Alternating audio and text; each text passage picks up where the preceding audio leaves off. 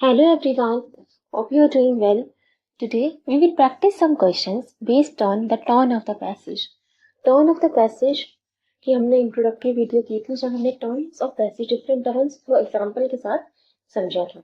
आज हम turn off the passage की प्रैक्टिस क्वेश्चन के साथ जो एग्जाम से पूछे जा चुके हैं उनके साथ प्रैक्टिस करेंगे, पैसेज की टोन को पहचानने की कोशिश करेंगे। So let's start. ये आपको एक पैसेज गिवन है, इसको रीड कीजिए और फिर देखिए इसकी क्या टोन है। What is the tone of the passage. आपको 4 ऑप्शंस गिवन है। आप पहले पैसेज को रीड करो, समझो कि पैसेज की टोन क्या हो सकती है, किस बारे में पैसेज में बात की जा रही है, तो फिर हम इसको डिस्कस करेंगे। अभी हम सिर्फ टोन बेस्ड क्वेश्चंस करेंगे।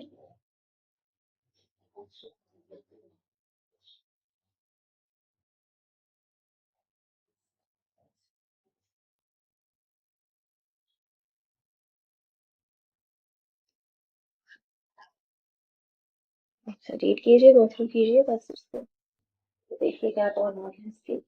ऑप्शन है आपके पास sceptical, analytical and supportive, neutral, aggressive. क्या टोन हो सकती है इस पैसेज की, इसे अच्छे से रीड करो।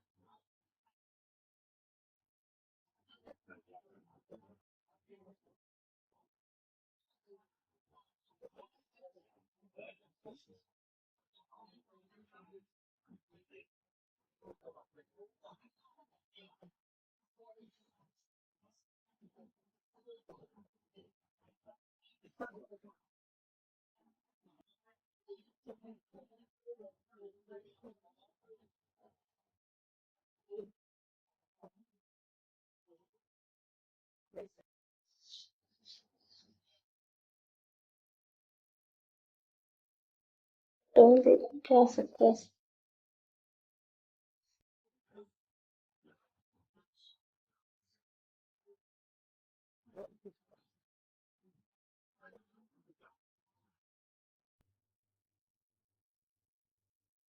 चलिए हम एक बार पैसेज को डिस्कस करते हैं।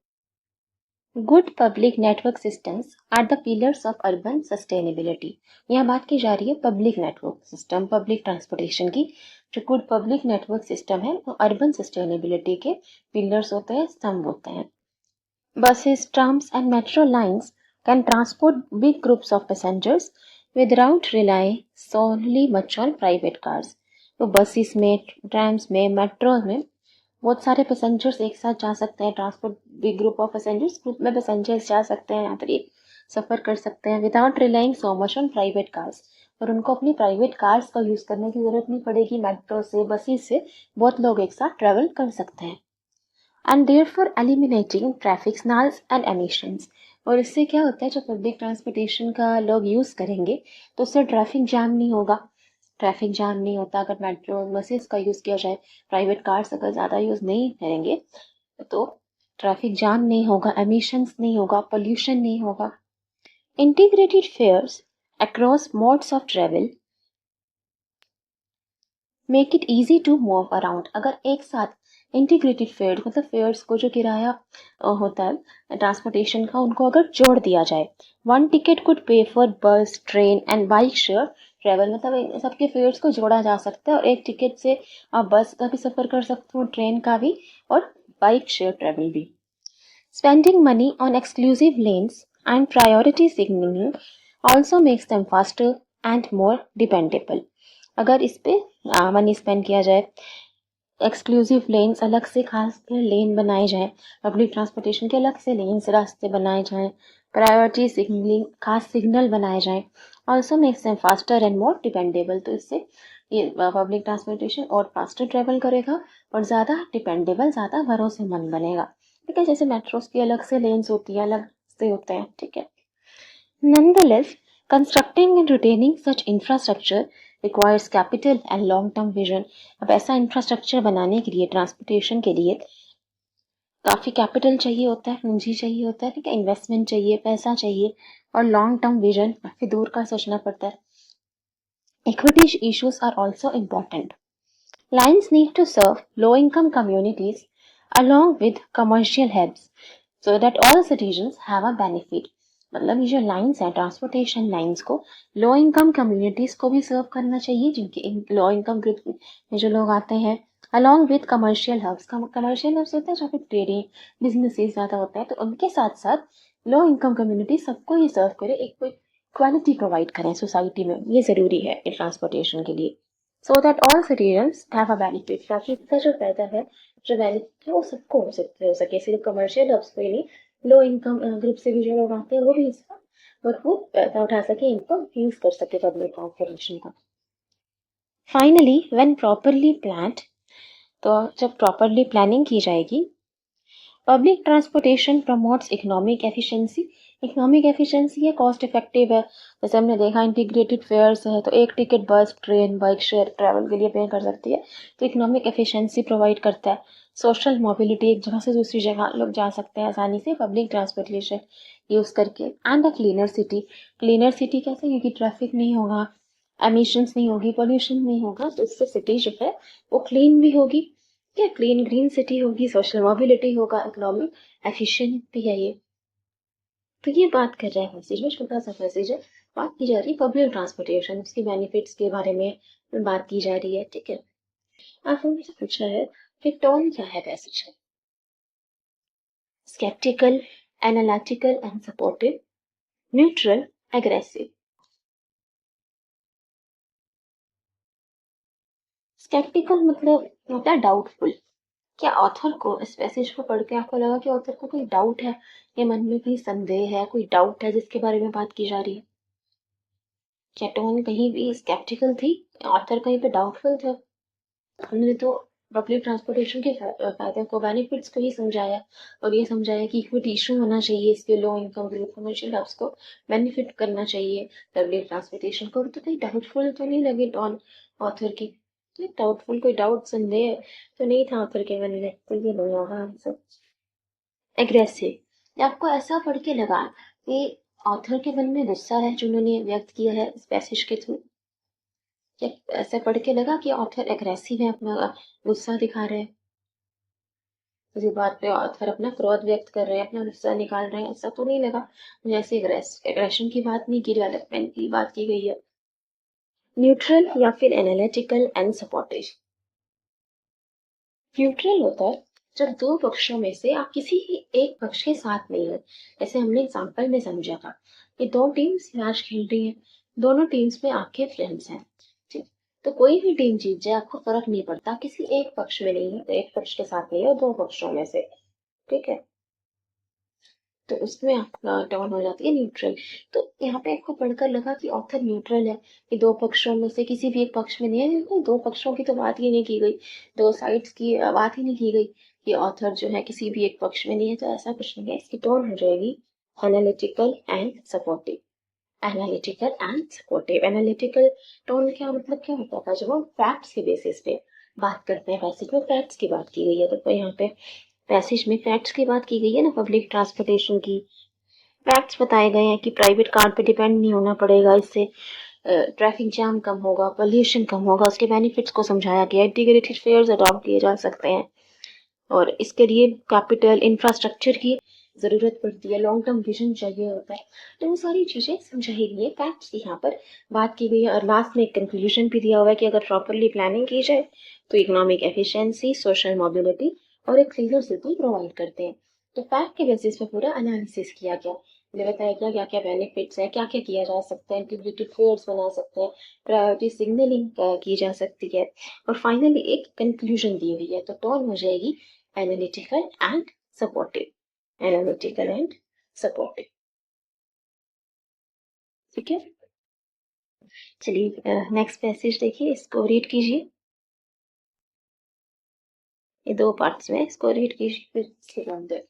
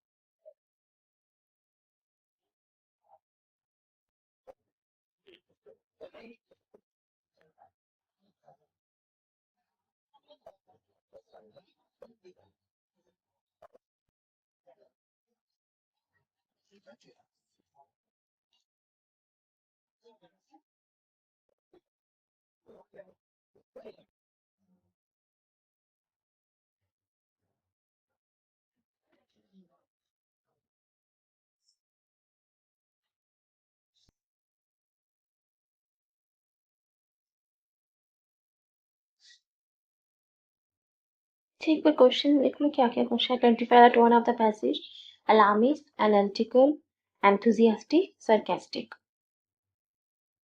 रीड कीजिए।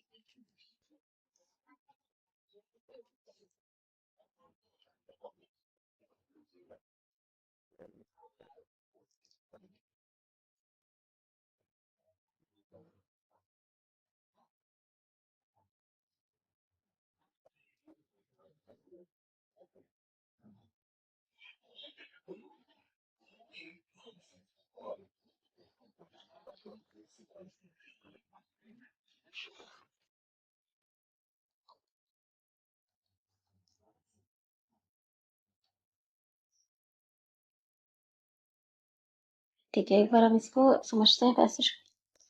The rise of e-commerce has dramatically reshaped retail landscapes around the world। E commerce के बढ़ने से जो रिटेल लैंडस्केप है, रिटेल इंडस्ट्री है, उसको एक नई शेप मिल गई, एक नया रूप मिल गया, रीशेप हो गया। Consumers now enjoy unprecedented convenience. Unprecedented का मतलब होता है अनमैच्ड, मतलब जो उनको पहले नहीं मिलता था, तो एक अद्भुत, अद्वितीय एक अनुभव मिल रहा है, एक्सपीरियंस मिल रहा है।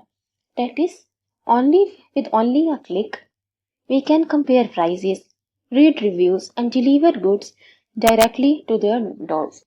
एक क्लिक के साथ अब आप किसी भी प्रोडक्ट का प्राइस कंपेयर कर सकते हो, या प्राइसेस कंपेयर कर सकते हो, रिव्यूज पढ़ सकते हो, कस्टमर रिव्यूज पढ़ सकते हो उसके बारे में, और deliver goods directly to their doors, अपने घर पर गुड्स को मंगवा सकते हो। तो कस्टमर को वो एक्सपीरियंस मिलता है जो पहले कभी नहीं मिलता था। Unmatched experience, unprecedented experience customers को मिल रहा है रिटेल लैंडस्केप में ई कॉमर्स के आने से। Brick and mortar stores, in contrast, must contend with higher overheads, rent, utility, and staffing that online retailers often avoid। जो ब्रिक एंड मोटर स्टोर्स, जो प्राचीन स्टोर्स हुआ करते थे, उसमें क्या था, must contend with higher overheads, उनके बहुत सारे खर्चे होते थे, जैसे उनको रेंट पे करना पड़ता था, यूटिलिटी, स्टाफिंग, जो स्टाफिंग वो करते थे उसके लिए भी उन्हें पे करना पड़ता था, एम्प्लॉयज को, स्टाफ को। बट ऑनलाइन रिटेलर्स अवॉइड, अब ऑनलाइन रिटेलर्स में तो ऐसा कुछ पे नहीं करना पड़ता, रेंट भी नहीं पे करना पड़ता स्टाफिंग के लिए, तो ये जो एक्सपेंसेस है वो ऑनलाइन रिटेलिंग में नहीं होते। Many physical shops have adopted omni-channel strategies to stay competitive। कई शॉप्स ने omni-channel strategies अपनाई है, वो क्या है, integrating their online and in-store experience।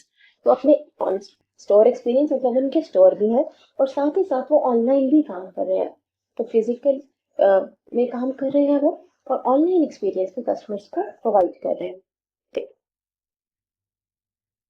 For examples, customers might order online और पिकअप इन स्टोर, जैसे कि आप ऑनलाइन ऑर्डर कर सकते हो कोई भी प्रोडक्ट को ऑनलाइन ऑर्डर करके स्टोर में खुद जाके कस्टमर पिकअप कर सकते हैं। तो उन्होंने ऑफलाइन और ऑनलाइन को कंबाइन कर दिया। कुछ स्टोर्स ने ओमनी चैनल स्ट्रैटेजीज अपनाई, जैसे कि कोई customer might order online, online कोई भी प्रोडक्ट का ऑर्डर कर सकता है और जाके स्टोर से पिकअप कर सकता है, और use a mobile app to check the real time stock levels before visiting. और किसी भी स्टोर में विजिट करने से पहले, किसी भी स्टोर, किसी मॉल में जाने से पहले आप उस प्रोडक्ट की अवेलेबिलिटी चेक कर सकते हो। जो आपको प्रोडक्ट चाहिए क्या वो अवेलेबल है, कितना स्टॉक अवेलेबल है, तो उसको ऑनलाइन चेक कर दिया जा सकता है। तो ऑफलाइन और ऑनलाइन को कंबाइन कर दिया गया है। कुछ स्टोर्स ने ये स्ट्रैटेजी भी अपनाई है। However, some challenges still persist for small retailers. पर स्मॉल रिटेलर्स के लिए, जो छोटे रिटेलर्स हैं उनके लिए आज भी बहुत सारी चुनौतियां हैं, ये चैलेंजेस हैं, because they lack the technical expertise or capital to develop user friendly websites, क्योंकि उनके पास टेक्निकल एक्सपर्टाइज नहीं है, इतनी टेक सेवी नहीं है, इतना टेक्नोलॉजी के बारे में उनको नहीं पता, और इतना कैपिटल नहीं होता उनके पास कि वो यूजर फ्रेंडली वेबसाइट्स बना सके। एंड एक्सेस है reliance on third party delivery services can Erode profit margins. और जब वो थर्ड पार्टी डिलीवरी सर्विसेज पे बहुत ज़्यादा डिपेंड करते हैं, मतलब कुछ स्टोर अगर अपनी प्रोडक्ट की डिलीवरी कस्टमर तक पहुंचाने का काम किसी थर्ड पार्टी डिलीवरी सर्विस से कराते हैं, ठीक है, आउटसोर्स कर देते हैं किसी थर्ड पार्टी डिलीवरी सर्विस से, अगर वो डिलीवरी का काम करवाते हैं तो उससे उनका प्रॉफिट मार्जिन भी कम हो सकता है, क्योंकि उनको फिर डिलीवरी पार्टनर को भी उनका शेयर देना पड़ेगा। इस कंपनी से वो डिलीवरी करा रहे हैं उस पर भी उनको भी शेयर देना पड़ेगा, तो जिससे उनका प्रॉफिट मार्जिन कम हो जाता है, erode, reduce हो जाता है। Moreover, the environmental impact of rapid shopping, packaging waste, and increased carbon emissions is increasingly under scrutiny. और क्या प्रॉब्लम होती है कि रैपिड शॉपिंग करने से पैकेजिंग वेस्ट होता है, ठीक है, कार्बन एमिशंस बढ़ता है, पॉल्यूशन बढ़ता है, इसको अंडर स्क्रूटिनी, इसको जांच के अंदर रखा जा रहा है। As e-commerce continues its ascent, a more successful retailers will combine digital innovation with sustainable practices and a personalized customer experience। Future में क्या होगा, जैसे कि ई कॉमर्स अब कंटिन्यू कर रहा है, मोर सक्सेसफुल रिटेलर्स वो रहेंगे जो कि डिजिटल इनोवेशन को, टेक्नोलॉजी को कंबाइन करेंगे सस्टेनेबल प्रैक्टिसेस से। सस्टेनेबल प्रैक्टिस क्या होता है? सस्टेनेबल डेवलपमेंट है कि आज जो डेवलपमेंट हो रही है वो फ्यूचर जनरेशन को हार्म ना करे, मतलब आपका जो एनवायरनमेंट है वो खराब नहीं होनी चाहिए। तो हम ऐसी डेवलपमेंट करें जिससे हमारे फ्यूचर जनरेशन को नुकसान ना हो, एनवायरनमेंट को नुकसान ना हो। तो सस्टेनेबल प्रैक्टिसेस अडॉप्ट करनी पड़ेंगी रिटेलर्स को। एंड पर्सनलाइज कस्टमर एक्सपीरियंस, हो कस्टमर को पर्सनलाइज एक्सपीरियंस देना होगा, ठीक है। तो क्या टोन होगी पैसेज की? यहाँ बात की गई है रिटेल सेक्टर के बारे में। ये रिटेल अब ऑनलाइन हो गया, जिसमें कस्टमर को पहले से बिल्कुल अलग अनुभव मिल रहा है, अनमैच अनप्रेसिडेंटेड एक्सपीरियंस मिल रहा है क्लिक के साथ। Identify identify the tone of the passage, alarmist, analytical, enthusiastic, sarcastic. क्या होगा आंसर? जैसा सरकास्टिक हमने समझा था ना, सरकास्टिक का मतलब होता है तंज कसना, कोई ताना मारना। तो क्या यहाँ पे कोई तंज कसा है इस ऑथर ने? कोई ताना मारा है, कोई तंज कसा, सरकास्टिक में बात की है? साथ तो कुछ नहीं है, सरकास्टिक टोन नहीं होगी। एंथुजियास्टिक, एनकरेज करना, मोटिवेट करना। तो क्या इस पैसेज को पढ़कर आपको मोटिवेशन मिली, एनकरेजमेंट मिली? एंथुजियास्टिक है टोन। एंथुजियास्टिक तो नहीं, टोन में रिटेल इंडस्ट्री के बारे में बात की गई है। अलार्मिस्ट, अलार्मिस्ट मतलब किसी बात के लिए अलर्ट करना, जैसे अलार्म सुबह सुबह जगा देता है तो किसी बात में जागरूक करना, जगाना। तो क्या ऐसी टोन है पैसेज की जिसपे जनता को जगाना चाहिए, जागरूक करना चाहिए? ऐसी कोई बात है? तो रिटेल इंडस्ट्री की बात की गई है, तो अलार्मिस्ट भी टोन में है। तो एनालिटिकल, यहाँ फैक्ट्स की बात की गई है। फैक्ट्स की बात की गई है ना कि रिटेल सेक्टर अब रीशेप हो रहा है, कस्टमर्स को एक क्लिक के साथ प्राइस में कंपेयर कर सकते हैं, रिव्यूज पढ़ सकते हैं, ठीक है। बाकी ब्रिक एंड मोटर स्टोर्स के बारे में बताया गया कि उनको काफ़ी एक्सपेंडिचर होता है रेंट पे, यूटिलिटी, स्टाफिंग। तो फैक्ट्स की बात की जा रही है। कई stores omni channel strategies adopt कर रहे हैं, कंबाइन कर रहे हैं ऑफलाइन और ऑनलाइन एक्सपीरियंस को। और स्मॉल रिटेलर्स को आज भी प्रॉब्लम्स फेस करनी पड़ती है कैपिटल लैक करने की वजह से और टेक्निकल एक्सपर्टाइज ना होने की वजह से। और बाद में एक सोल्यूशन भी दिया गया, कंक्लूजन भी दिया गया। मोस्ट सक्सेसफुल रिटेलर्स वो होंगे जो डिजिटल इनोवेशन को, टेक्नोलॉजी को सस्टेनेबल प्रैक्टिसेस के साथ कंबाइन करेंगे और एक personalise experience, customer experience provide करेंगे। तो यहाँ पे टर्न हो जाएगी एनालिटिकल। यहाँ पे फैक्ट्स की बात की गई है और लास्ट में कंक्लूजन भी दिया।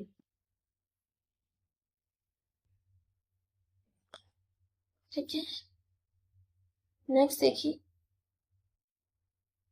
इजी है ये पैसेज तो उसको रीड करो। अच्छा, इसके पहले आप ऑप्शन देख लीजिए। What is the tone of the passage? Critical, motivational, poignant, skeptical. Critical, motivational, poignant, skeptical.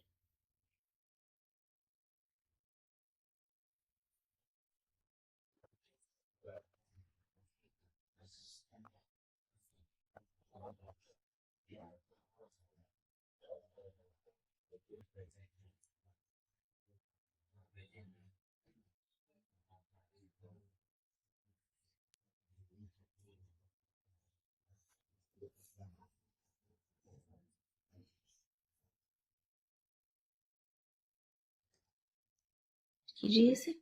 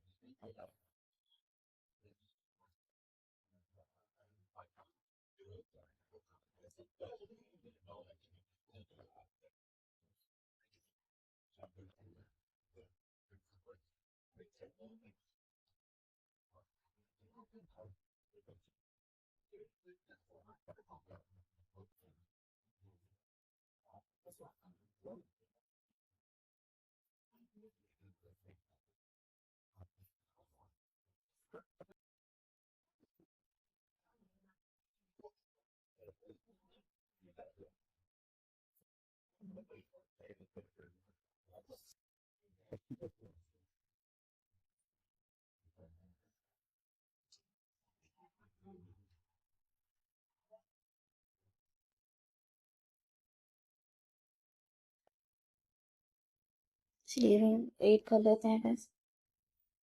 Even the majority of leaders turn their homes into lives of worry as they have too little to do in too much time. Those who have retired thus find retirement tiresome when hobbies instead would have turned it into a period of creativity and contentment. Even the majority of leaders जो होते हैं turn their homes into lives of worry, उन्होंने अपने घरों को एक चिंता का घर बना लिया है, चिंता का ढेर बना लिया है। As they have too little to do in too much time, क्योंकि रिटायरमेंट के बाद आगे बात की है रिटायरमेंट की, उनके पास बहुत सारा टाइम होता है लेकिन कुछ काम करने के लिए नहीं होता। दोज हु हैव रिटायर्ड दस फाइंड रिटायरमेंट टायरसम, तो जो रिटायर हो चुके हैं उनको रिटायरमेंट टायरसम लगती है, थकाने वाली लगती है। व्हेन हॉबीज, अगर उनकी हॉबीज होती, instead could have turned it into a period of creativity and contentment, तो उनको क्रिएटिव रहती है उनकी अप्रोच, कुछ नया भी सीखते, क्रिएटिविटी कर सकते थे और कंटेंटमेंट उनको सेटिस्फेक्शन भी मिलती। तो अगर वो हॉबीज़ अपने लेजर टाइम को ऐसे ही गंवाने की बजाय अगर कुछ हॉबीज़ करते, उनको सेटिस्फेक्शन भी मिलती और वो क्रिएटिव भी रहते। This common problem of inability to utilise leisure, leisure होता है खाली time, pleasurably and profitably, it's not restricted to Indians. ये जो कॉमन प्रॉब्लम है, जो एक आम समस्या है of inability to utilise leisure, के लेजर टाइम को, खाली टाइम को प्लेजरेबली मतलब खुशी से स्पेंड नहीं कर रहे और प्रॉफिटेबली उसका फ़ायदा नहीं उठा रहे, जो खाली टाइम मिल रहा है प्रॉफिटेबली उसको यूज़ नहीं कर रहे। It's not restricted to Indians, ये प्रॉब्लम सिर्फ इंडियंस तक ही सीमित नहीं है, भारतीयों तक ही सीमित नहीं है। In fact Japanese are the world sufferers, in fact Japanese का तो उससे भी बुरा उनको सफ़र करना पड़ा है। ठीक है, इंडियन से भी बुरा हाल लिखा है। Their weekends rather than increase their enjoyment of life। अब यहाँ पे जापनीज की बात की जा रही है कि जो उनके वीकेंड्स हैं उनकी enjoyment बढ़ाने के बजाय have wreaked havoc on their health and happiness। wreaked havoc मतलब उन्होंने ख़राब कर दिया, उनके वीकेंड्स ने उनकी हेल्थ और उनकी हैप्पीनेस को बढ़ाने की बजाय, एंजॉयमेंट बढ़ाने की बजाय, उनका उत्साह बढ़ाने की बजाय जो वीकेंड्स थे, जो खाली टाइम उन्हें मिलता है, हैव wreaked havoc मतलब ख़राब कर दिया उन्होंने उनकी हेल्थ पर और हैप्पीनेस पर भी बुरा असर डाला है। Unable to while away the long unrestricted horse, many of them have addicts to coffee or hard liquor and have even taken to gambling। तो unable to while away the long unrestricted hours का use ना कर पाने की वजह से many of them have addicts to coffee, कई लोगों ने कॉफ़ी की आदत बना ली है, अपनी कॉफ़ी की आदत हो गया, ठीक है, हैबिट बन गई, एडिक्शन हो गया इनको कॉफ़ी का या लिकर का कुछ को। एंड कईयों को बुरी आदतें भी हो गई है जैसे gambling and have even taken to gambling. How has this social malady come about, तो ये सोशल प्रॉब्लम, ये जो सामाजिक बुराई, एक सामाजिक बीमारी है एक तरह से, वो कैसे आई? Ironically, the syllabus-loaded education system is the main culprit। जो इसका दोषी है, कल्प्रिट होता है दोषी, तो जो इसका दोषी है वो है सिलेबस, ज़्यादा सिलेबस वाला एजुकेशन सिस्टम, शिक्षा प्रणाली।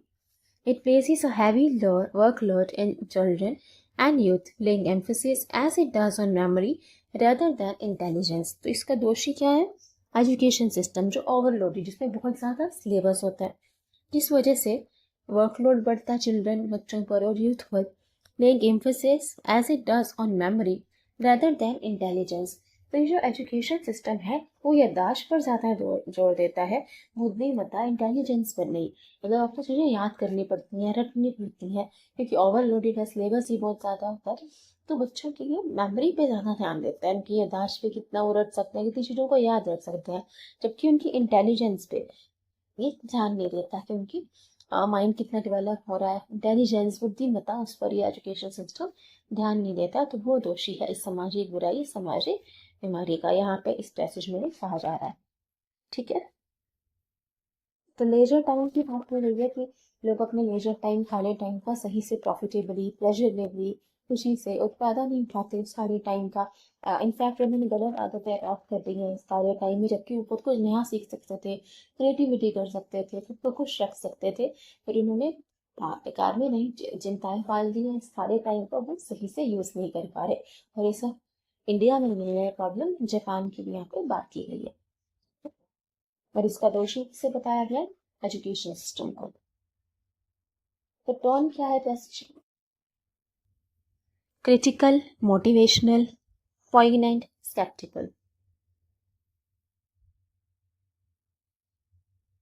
क्रिटिकल टोन का क्या मतलब हुआ? क्रिटिकल मतलब जहाँ पे क्रिटिसाइज की गई हो, निंदा की गई हो, तो ये हो सकता है। मोटिवेशनल, अच्छा क्या इस पैसेज को पढ़कर आपको कोई मोटिवेशन मिली, कोई मोटिवेशन, कोई सीख मिली इस पैसेज को पढ़कर? नहीं, यहाँ तो प्रॉब्लम बताई गई है कि क्या प्रॉब्लम हो रही है, लोग अपने लेजर टाइम को सही से यूज़ नहीं कर पा रहे, रिटायरमेंट के बाद रिटायरमेंट इनको बहुत थकाऊ, बहुत बोरिंग लगने लगती है, तो मोटिवेशन तो नहीं है टोन। क्या टोन पॉइगनेंट है?